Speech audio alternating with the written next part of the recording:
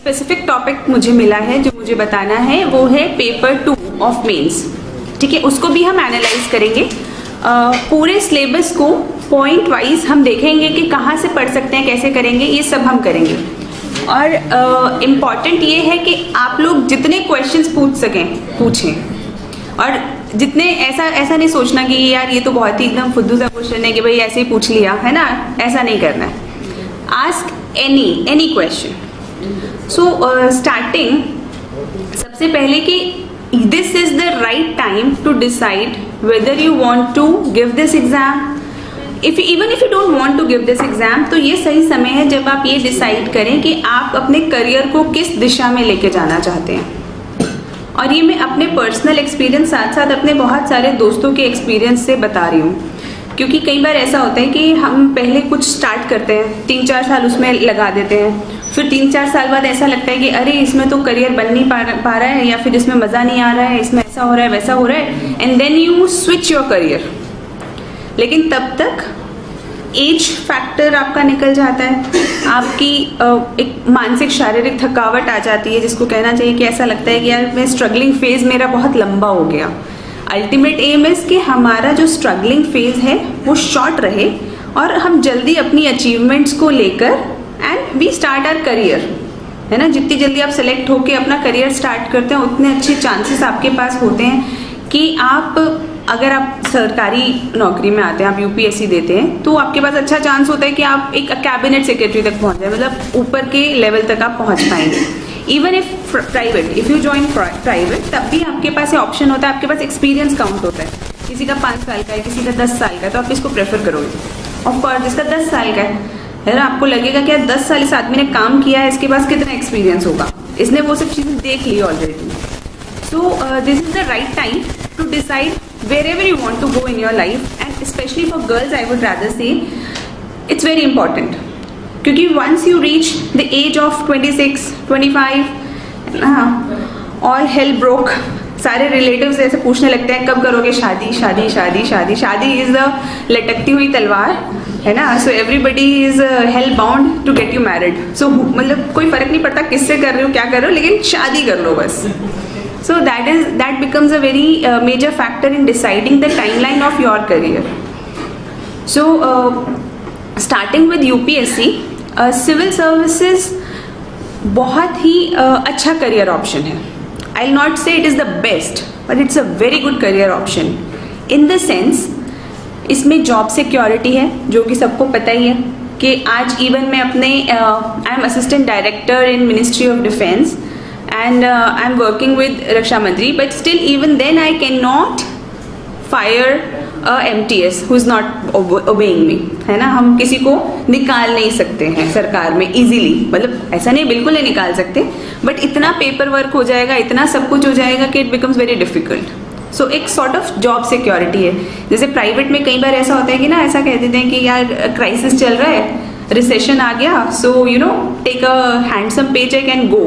3 महीने बाद से आपको नहीं आना है जॉब पे, and then you search for new job. ऐसा सरकार में नहीं होता है ना। This is one advantage. So your salary doesn't stop until unless you do something very drastic. Salary, coming to the salary part, salary बहुत ज़्यादा नहीं होती है। So when your cousins will be getting packages of 30-35, you will still be under 1 lakh a month, है ना। तो ये एक डिसएडवांटेज कह लो कि आपके पास सैलरी बहुत हैंडसम नहीं होती है। मतलब ऐसा नहीं है, जो MNC वाला जो पैकेजेस होते हैं ना, उनसे आप कभी अपने आप को कंपेयर नहीं कर पाओगे। I am telling disadvantages because कि आपको एकदम क्लैरिफाई रहे मन में, ऐसा ना हो कि यार धोखा दे दिया ऐसे कि ऐसे कुछ बुला के बताया कि बड़ी अच्छी नौकरी मिलेगी, अरे सैलरी तो कुछ आ ही नहीं रही है। तो उसके बाद ऑफ कोर्स आपकी पोस्टिंग ऑल ओवर इंडिया कहीं पर भी हो सकती है, बट ये डिपेंड करता है किन सर्विसेज में आप जा रहे हैं। और इसको अगर कोई लोग बहुत ज़्यादा घर से अटैच्ड है तो इसको डिसएडवांटेज के रूप में देख सकते हैं, लेकिन मुझको ऐसा लगता है personally it's a very good advantage when you get opportunity to work all over India, और आपको अलग अलग लोगों से, कल्चर से मिलने का मौका मिलता है। तो डेफिनेटली इट्स अ एवोल्यूशन, आपका खुद का, आपकी सोच का, सबका एवोल्यूशन होता जाता है। एडवांटेजेस तो बहुत सारे हैं। फर्स्टली जॉब सिक्योरिटी मैंने बता ही दिया। दूसरा यहाँ पे आपको ऐसे काम करने का मौका मिलेगा जो आपको लगता है कि यार करने चाहिए। जैसे हम सबको लगता है कि हमें मतलब जनरली आई होप 90% लोगों को ऐसा ही लगता होगा कि जो गरीबी है हमें उसे मिटाना है ना। जो अंडर प्रिविलेज सेक्शन है हमें उसको सपोर्ट करना चाहिए। We are so lucky, we are so privilege to have good parents, good upbringing, good facilities in our houses. तो वो सबको मिले, ऐसा हमारा एक जनरल डिज़ायर होता है, जनरल परसेप्शन होता है कि हम इस बारे में कुछ कर पाएँ, कि जो बच्चियां आज स्कूल नहीं जा पा रही हैं हम किसी तरीके से उनको स्कूल तक ले जा पाएँ, या हॉस्पिटल्स के अंदर ऐसी फैसिलिटी हो जो गरीब आदमी है वो भी अपना इलाज उतने ही अच्छे स्टैंडर्ड से करवा पाए। और ये सारी चीज़ें जो हैं वो आप इन सर्विसेज के थ्रू कर सकते हो अलग अलग तरीके से। जैसे आप IAS बन, जैसे कि अगर देखा जाए एक MNC में अगर आप CEO हो तो कितने लोगों को आप हेड करोगे? Tell me. 1000, थोड़ा बढ़ाओ। 2000, यस, और 5000। देखो, so at the max you can think कि एक MNC का CEO 5000 कर लेगा, चलो 10,000 मान लो, ठीक है। और एक डिस्ट्रिक्ट का DM कितने लोगों को गवर्न करेगा? लैक्स एंड करोड़, है ना। वहाँ पे यू ड्रॉ द कंपैरिजन, तो वहाँ पे आप कितने लोगों को की लाइफ में इन्फ्लुएंस ला पा रहे हो, है ना। तो काइंड ऑफ रिस्पॉन्सिबिलिटी, अब जब इतना रिस्पॉन्सिबल जॉब है तो उसके लिए किसी आदमी को सेलेक्ट करने का जॉब भी बड़ा, मतलब उसके लिए भी ऐसा ढूंढेंगे ना कि भाई इस आदमी ने उतना हार्डवर्क किया हो, उसने इतना कैपेबिलिटी हो, कैलिबर हो, इतना पेशेंस हो। जब इतना डिफिकल्ट काम है, मतलब सोचो 10 लाख 15 लाख हो सकते हैं, इससे ज़्यादा ही होता है। 10-15 लाख तो बहुत छोटा डिस्ट्रिक्ट माना जाता है। तो इतने लोगों की लाइफ में आप अगर इन्फ्लुएंस क्रिएट करने की इच्छा रख रहे हो तो ऑफ कोर्स उसी हिसाब से आपके एग्जाम की डिफिकल्टी लेवल भी बढ़ता जाएगा। तो काम करने का बहुत अच्छा मौका मिलेगा। जैसे even when I am in defence services, so यहाँ पे I get so much opportunity कि हमारे जो सोल्जर्स हैं उनके वेलफेयर के लिए किस टाइप की पॉलिसी बननी चाहिए, है ना। सो अभी तो खैर I am at a very junior level, but once I grow I will get that opportunities also, है ना। कैसे केसेस होने, मतलब आपका wide spectrum. So you will be dealing with legal cases, you will be dealing with welfare, you will be dealing with finances, from procurement to everything, है ना। ऐसा कुछ नहीं होगा कि आप HR के हो तो आप HR के होके रह गए, ऐसा नहीं होता है। You get diversity of jobs. 3 साल HR किया, 3 साल लीगल किया, उसके बाद आपको प्रोक्योरमेंट में डाल दिया, 5 साल प्रोक्योरमेंट किया। सो योर एक्सपीरियंस ग्रोज, बहुत कुछ करने का मौका मिलता है। और इसके अलावा देखो जॉब तो बहुत अच्छी इस चीज़ में भी है कि you get power of over lot of people, है ना। इंस्टेंटेनियसली आप एकदम समझदार बन जाते हो लोगों की नज़रों में। So even every relative of yours will come to you कि यार तुम बताओ हम अपने बच्चे को क्या कराएं। सो दैट बिकम्स इंस्टेंटेनियसली, आपने जिस समय ये एग्जाम क्लियर किया, you are branded as intellectual, intelligent, smart person, even if you are not, then also so then also you are branded कि आप समझदार होंगे ही, है ना। लोग ऐसी सलाह भी ले लेते हैं, जैसे मुझसे I am from a business family, so कई बार लोग आके मुझसे पूछते हैं यार बिजनेस में लॉस चल रहा है, क्या करें? आप बिजनेस किस चीज़ का करते हो? तो सो पीपल थिंक कि आप इतने स्मार्ट हो कि आप सब चीज़ का जवाब दे ही दोगे, आप बता ही दोगे, सॉल्यूशन दे ही दोगे। तो वो, और ये एक चीज़ है जो आई थिंक नियरली सबको अच्छा लगता है कि यू नो घर वाले उनको समझदार समझें, रिस्पेक्ट मिले, वो जहाँ जाएं लोग ऐसे यू नो खड़े होकर ग्रीट करें। So this is something we as human beings aspire for. तो ये एक बहुत बड़ा एडवांटेज है। देन गर्ल्स के लिए there is super advantage in the sense that the protection in every phase of your life, from maternity to child care, you get adequate protection in terms of pay, in terms of support in jobs. और इसके अलावा देखो मतलब मेरे को तो बहुत अच्छा लगता है, it's a very fine job according to me, है ना। आपको डिसेंट सैलरी है। अब ऑफ कोर्स ऐसी वाली नहीं है कि you will not be able to buy farm houses for yourself, but you will be able to make a decent home for yourself, है ना। अपार्ट और बाकी सारी चीज़ों के लिए health, and even housing, all these things are taken care of by the government. ये तो हो गया for the job profile. और इसके अंदर जॉब्स भी डिफरेंट टाइप की होती हैं, जैसे कि आपने देखा ही होगा IAS है, देन मतलब IAS है तो you are dealing with welfare measures of a district. सबको पता है ना, सारी जो सर्विसेज हैं उनके बीच में क्या, उनके रोल्स में कैसे डिफरेंस होता है ना. तो मतलब जब IPS है तो वो लॉ एंड ऑर्डर देख रहा है पूरे डिस्ट्रिक्ट का, अगर वो IRS है तो वो पूरा टैक्सेशन का देख रहा है, टैक्सेशन छोटे लेवल पे टैक्स कलेक्ट कर रहा है, बड़े बड़े लेवल पे टैक्स पॉलिसीज बना रहा है जब वो सीनियर हो जाएगा. तो उसी तरीके से जैसे कॉर्पोरेट ट्रेड है तो वो कॉर्पोरेट ट्रेड की पूरी पॉलिसी को डिसाइड कर रहा है, टेलीकॉम है तो वो टेलीकॉम की पॉलिसीज को डिसाइड कर रहा है. सो whichever services you get, it's in that field that you will be a very specialized and making a very wide influence, है ना. अगर आज एक स्पेक्ट्रम इधर से उधर हो जाए तो हमारे फोन कटने लग जाते हैं, मतलब you know it's a wide thing that you will be dealing with. और एग्जाम के लिए कैसे पढ़ना है, इफ यू डिसाइड, है ना. आफ्टर एक डिसएडवांटेज मैं बता देती हूँ कि ये एग्जाम बहुत ही ज़्यादा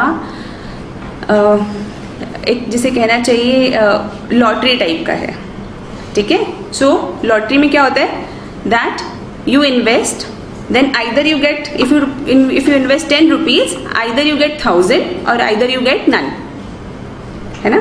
तो ये लॉटरी है. तो अगर आप इस एग्जाम में अपना समय, अपना पैसा, अपनी मेहनत लगाते हैं तो इसके अंदर या तो आप सीधा सिलेक्ट हो जाते हैं, है ना. The moment you get selected आपको सारे बेनिफिट्स मिलने लग जाते हैं, सारे फ्रॉम डे वन से आपको वो रिस्पेक्ट, वो इवन मॉनेटरीली हर तरीके से आपको सुविधाएं मिलनी चालू हो जाती हैं. लेकिन if you don't get selected then आपने जो भी इन्वेस्ट किया, I will not say it's zero. Of course you will get experience out of it, you will get a lot of information, आपको हर चीज़ को देखने का नज़रिया बदल जाएगा.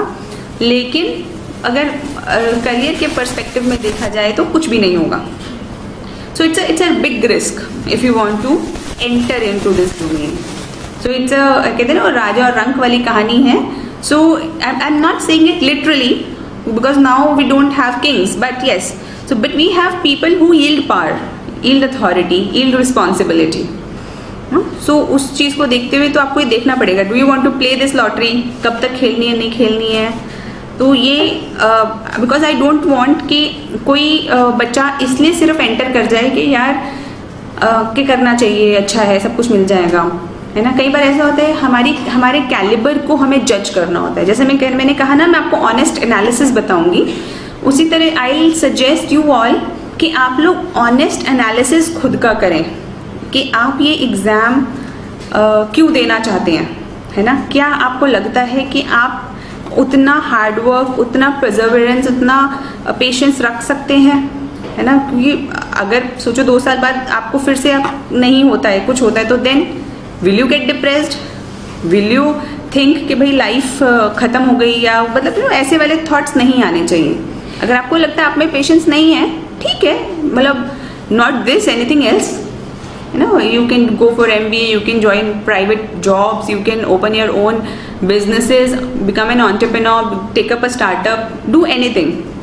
But if you are coming here, then it requires a particular frame. आपको उस फ्रेम में फिट होना पड़ेगा, ठीक है. तो जो लोग स्टार्ट करना चाहते हैं प्रिपरेशन को, उनके लिए current affairs becomes a very important part. तो आप लोगों को न्यूज़पेपर पढ़ना रेगुलरली चालू कर देना चाहिए, खास करके Hindu, Times of India, Indian Express. ये Indian Express and Hindu are more preferred because they give analysis, but because examiner who sets the paper is reading Times of India, so I suggest, this is my personal opinion, that you should also take a look at Times of India. तो newspaper जब आप starting में पढ़ना चालू करेंगे, so anybody has given any attempts here? Okay, इक्का दुक्का, है ना. Generally people are very new to it. So आप अपना जो आपका न्यूज़पेपर है, तो जब आप स्टार्टिंग में न्यूज़पेपर पढ़ना स्टार्ट करेंगे तो 1 से 2 महीने ऐसा लगेगा कि यार क्या लिख रहा है, क्या बोल रहा है, क्यों पढ़े, हम इसे समझ ही नहीं आ रहा है। इट हैपन्स विद एवरीबडी, है ना। डरने की बिल्कुल ज़रूरत नहीं है, बिकॉज न्यूज़पेपर की हम लोगों को बचपन से आदत नहीं होती है पढ़ने की।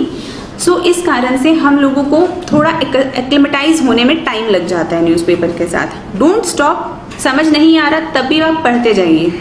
और अब तो इतनी सारी यूट्यूब पे चैनल पे आप खोलो हाउ टू रीड न्यूज़पेपर, हर न्यूज़पेपर के हर दिन के एनालिसिस आते हैं। लोग बड़े मेहनती हैं हमारे देश के, उन्होंने सब एनालिसिस करके फ्री में यूट्यूब पे डाल दिया है। So you just need to open that and you know listen to those videos, watch it and देखेंगे आपको इतना समझ आ रहा है। लगभग 2 से ढाई महीने बाद अपने आप सब चीज़ें चमकने लगेंगी मतलब सब चीज़ें समझ आने लगेंगी, क्योंकि धीरे धीरे आपको रिलेट होने लगेगा। अच्छा ये फ्रांस की बात वहाँ पे तब हुई थी, अच्छा इसके कारण ये पिछली बात लिखी हुई थी, मतलब यू विल आप धीरे धीरे को रिलेट करने लगेंगे चीज़ों को। Newspaper is important. Then prelims, structure सबको पता है एग्जाम का, है ना, प्रीलिम्स, मेंस एंड इंटरव्यू। और करंट अफेयर्स दोनों के लिए इम्पॉर्टेंट है। प्रीलिम्स के लिए कुछ किताबें हैं जिनको आपको कंसल्ट करते हैं अच्छा लगता है, मतलब माई सजेशन वुड बी कि जब आप प्रीलिम्स दे रहे हो तो एक किताब एक सब्जेक्ट के लिए रखें एज अ बेस, है ना। क्योंकि कई बार ऐसा होता है हम हिस्ट्री पढ़ते हैं तो हिस्टोरियन बनने लगते हैं, और ज्योग्राफी पढ़ते हैं तो ज्योग्राफर बनने की कोशिश करते हैं। दैट्स नॉट रिक्वायर्ड, है ना। This is one of the biggest reason when very hard working and capable students are not able to clear this exam. The reason is this कि हमें historian नहीं बनना है ना। So you don't need to study 5 books for history. So what you need to do, you need to keep one, read one and add upon it. Add upon it मतलब अपने पास पर्चे रखो, उसको चिपकाते रहो जहाँ जहाँ लगे, और add upon करते रहो इन्फॉर्मेशन को। तो आई थिंक बुक्स तो कुछ ना कुछ सजेस्ट हुई होंगी, है ना, सबको पता होगा कुछ ना कुछ बुक्स, नहीं तो we can talk about that later, है ना। तो अपनी बुक्स को एक जगह कलेक्ट कर लो and join something. Of course Sankalp is helping in a big way. It's a community based support system. Teachers आपको ऑफ कोर्स ये सब चीज़ें करने का जो मौका मिलता है कि आप अपने टीचर से कभी भी कंसल्ट कर पा रहे हैं, आपको अच्छी क्लासेस ज्वाइन करने से ये होता है कि आपको थोड़ा सा समझ आने लगती हैं चीज़ें, थोड़ा शेड्यूल बन जाता है, बस ये फ़ायदा होता है। जैसे मतलब मैंने नहीं करी थी क्लासेस ज्वाइन क्योंकि मेरे पास मेरे फ्रेंड्स थे कुछ जिनकी मदद से आई कुड सेल थ्रू, लेकिन जब आप क्लासेस ज्वाइन करते हैं तो थोड़ा शेड्यूल बन जाता है, एक आइडिया लग जाता है, घर जाके उसी चीज़ को हम पढ़ते हैं। तो इस तरीके से धीरे धीरे आपका एक तैयारी का मोमेंटम बन जाता है। मोमेंटम समझ में आता है ना सबको, है ना। और अगर नहीं आता तो पढ़ना पड़ेगा, ये सब पढ़ना पड़ता है, ठीक है। सो और मेंस के लिए तो of course answer writing will become primary, लेकिन मेंस के बारे में और इंटरव्यू के बारे में तब सोचना है जब हमारा थोड़ी प्रिपरेशन हो जाए, है ना।